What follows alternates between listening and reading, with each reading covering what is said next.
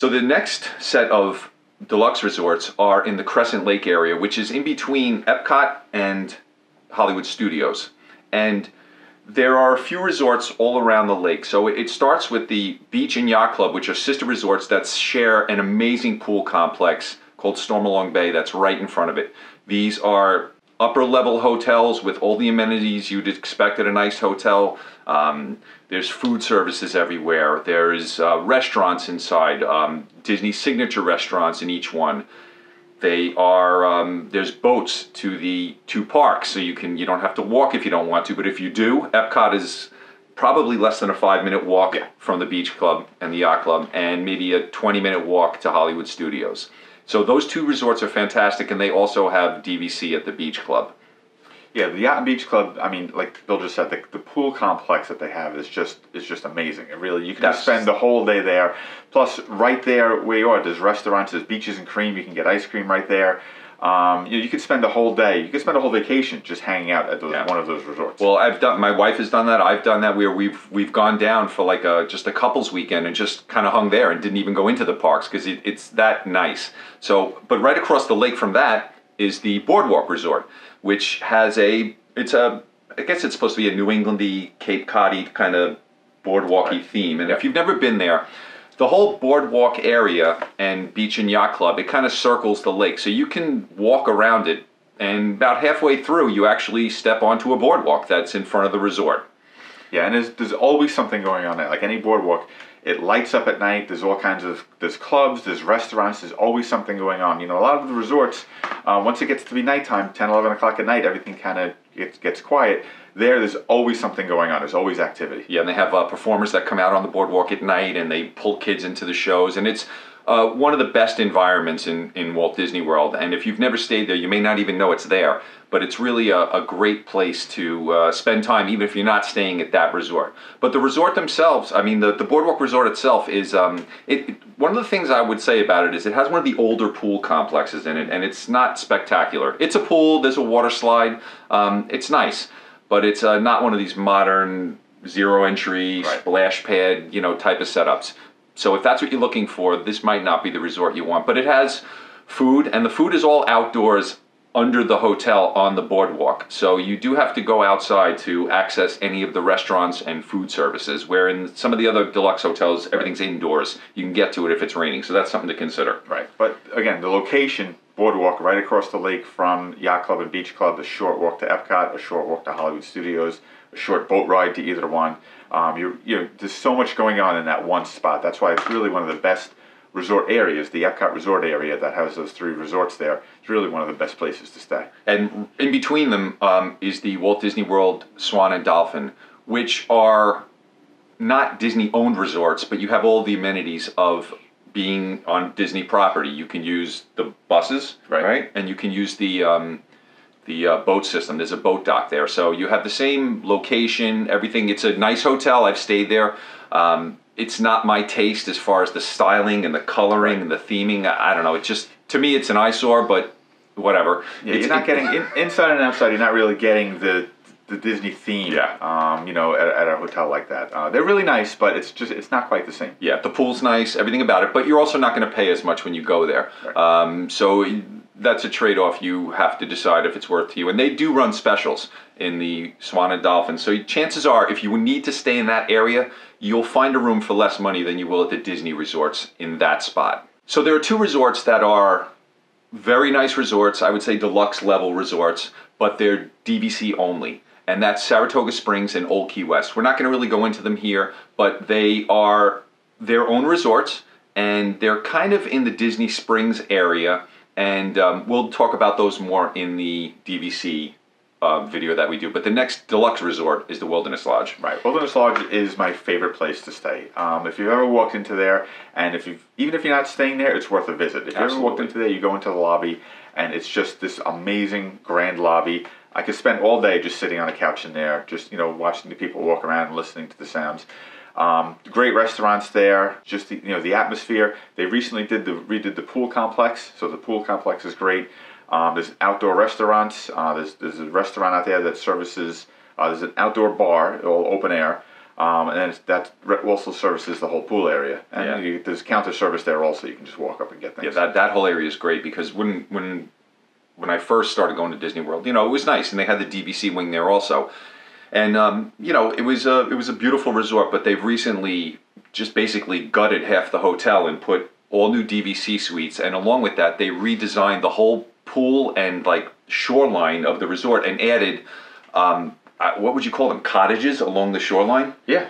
They're cottages, so they're basically it's like renting a home on Bay Lake, and they are spectacular. So if you want that like bucket list type trip, and that is a phenomenal option. But the hotel itself is just a big, beautiful, great hotel. Like Eric was saying, it's definitely worth a visit at least. Yeah, and there's boat transportation from there to Magic Kingdom direct.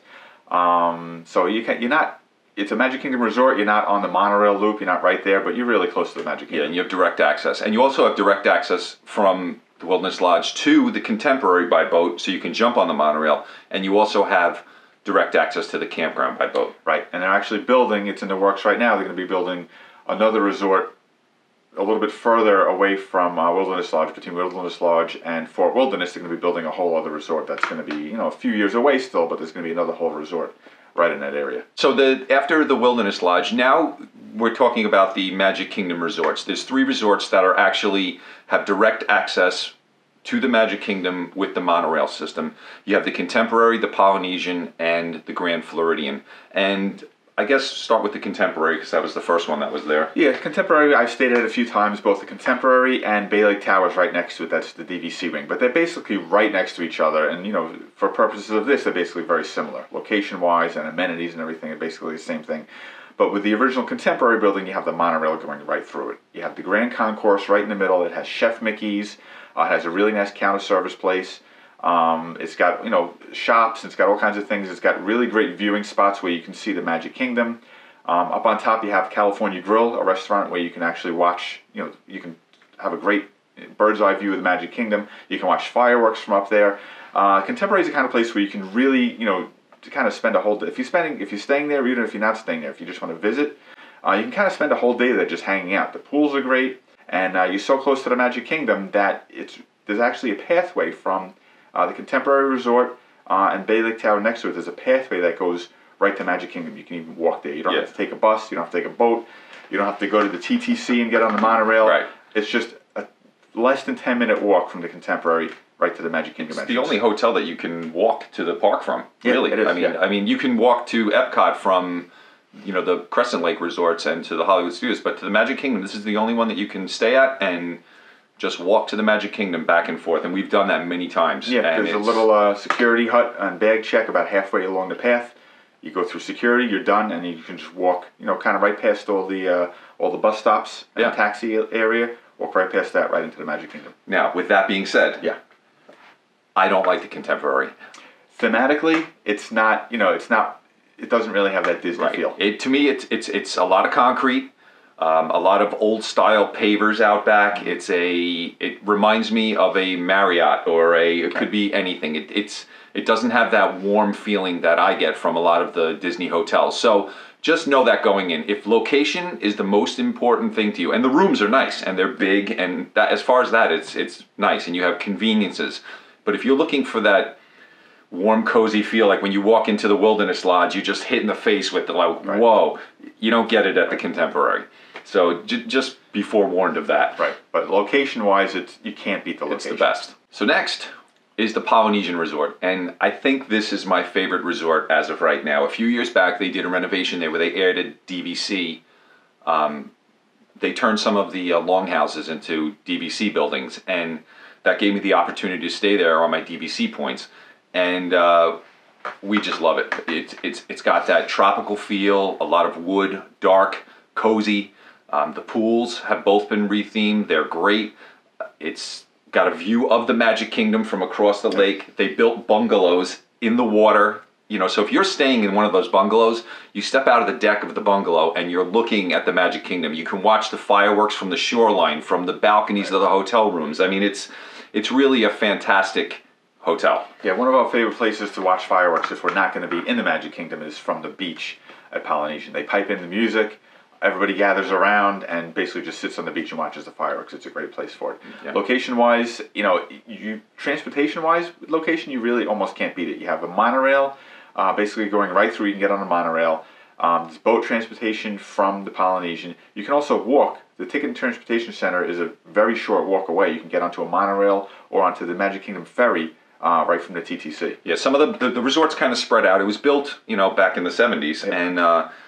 and the one thing about it is you do have to walk outside to get to the main building. So if you wanted to go get a cup of coffee or go to the restaurants or all of that, you have to walk outdoors. And it's a set of buildings. So the ones that are on the outskirts of the property on the one side are literally right next to the TTC, and you can just walk from them. It's actually faster to grab the monorail there than it is to walk all the way to the main monorail station in the resort. So that's the layout of it. And you're not gonna, if it's a rainy day, you're gonna get wet going back and forth to your room. So that's one of the things that I don't love about it, but to me, it's worth it. Yeah, and restaurants, I mean, they have the luau show there, which is always, sold out months and months in advance. It's hard to get into. And it's one of the few places you can get a Dole Whip outside of Magic Kingdom. Yeah, and everybody loves to go to Ohana. Get a nice barbecued, it's barbecue, right? I guess. It's open pit barbecue cooking, and it's one of the more popular restaurants in Walt Disney World. So now we're going to go to the Grand Floridian. Grand Floridian. I've had the pleasure of staying there once. And it really is grand. It really is everything that you would think it would be. It's if you haven't had a chance to stay there or even stop there, it's on the monorail. It's on a monorail loop. So get off the monorail one day when it stops at Grand Floridian. Just look around. The shops are great there. The lobby is just phenomenal. There's always either piano music playing. There's a live band that plays there all the time. The whole place is just really fantastic. I stayed in the DVC building, which is right next to the main Grand Floridian building. I stayed in the DVC building, which is basically amenities and features and everything is basically the same thing. And location-wise, you get on a monorail, and the very first stop is the Magic Kingdom. Right. You're basically right there. You could even walk if you wanted to walk to the Polynesian.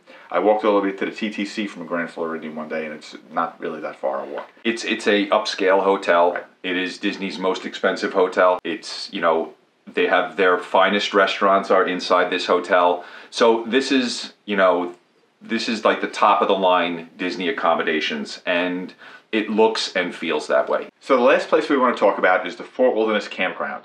It's a whole different experience compared to any other place that you can stay in Disney World. Right. So you have about 700 campsites where you have RV and tent camping, and then there's also, I think there's 400, is that right? There's a lot of cabins. 400 cabins there also that you can stay in, and each one is like having your own little home inside the campground. Now, you've stayed in those cabins. Yeah, I've stayed in the cabins a few times, and it's great. I mean, it really is very spacious. There's 4 of us, separate bedrooms, and the whole kitchen area. It's like a little home. When we were there last month, we actually took a ride through the campground, and we parked the car out front. We jumped on one of the internal buses inside the bus system there, and it takes you all around the campground. It's very efficient. There were a lot of people jumping on and off it, and we got off and checked out the main pool area, the 2 trading posts. We went down by the dock, and down in that area is how you would access the Magic Kingdom. You have direct boat access to the Magic Kingdom from there. You can also get from there to the Wilderness Lodge, to the Contemporary, or to the Magic Kingdom. That dock area is where, if you've ever gone to the Hoop-to-Doo Review or Trails End or Mickey's Backyard Barbecue, it's all back in that same area. Right. So the campgrounds, we really enjoyed walking through it and getting a taste of it. And we were there during Halloween, and people were decorating their sites. They had blow-ups, there was lights out, and it was really a fun atmosphere, and they do the same thing at Christmas. Yeah, I stayed there specifically, went there around Christmas time just to see, get the whole atmosphere and get the whole environment at Christmas, and it's really great. We rented a golf cart. One of the great things that you can do when you're there, whether you have your own golf cart or if you don't, you can rent one when you're there. Basically, that's how you get around inside the campground. So we stayed in the cabin. We rented a golf cart. We put our own little Christmas lights on it, but it was nothing compared to what some of the regulars do. They really, trick out their golf carts, and their RVs and their areas are basically all so well decorated for Christmas. The lights, the displays, basically like a home, like any house that you've seen. They basically do this in their own RVs, and the whole communities of campsites will basically kind of, in some places, put things together and make a whole huge display for you to see. Yeah, really, really nice. So the campground's nice. They have a stable there, and there's also walking and hiking trails, and there's water access, and there's rentals, boat rentals, and there's actually a bike path that connects the Wilderness Lodge to the campground, so you could ride back and forth if you have a bicycle with you. So the campground itself is a really great place to go if you want to do a camping experience, and then you have the benefit of being inside of Walt Disney World with all of those benefits as well. Right. It has all the all the great Disney theming and everything inside of it, but it's a whole different experience. Right. So that's pretty much an overview of everything, and we'll in the next video we're going to talk about DVC, how we both became DVC members, because it's we both came about it in different ways, and we're going to talk about the benefits and some of the drawbacks of it. So if you've ever thought about that, or if you heard about it, and we've both been members. I've been a member for 13 years, and you've been for quite a while, and you own it 2 different resorts. I own it 1. So we're going to talk about that. So look for that video if you have some questions about that. Yeah, if you have any questions about the resorts that we just talked about in this, there's only a limited amount of time we can put in one video here. There's only a limited amount of information we can put into one, but we both have a lot of opinions about all of these resorts. So if you have any questions or anything, put them in the comments below. We'll be happy to talk to you. Okay, and remember to click the thumbs up, because that really helps us out, and subscribe to the channel, and hit the little notification bell if you'd like to be notified every time we upload a video. All right, thanks for watching. See you in the next one.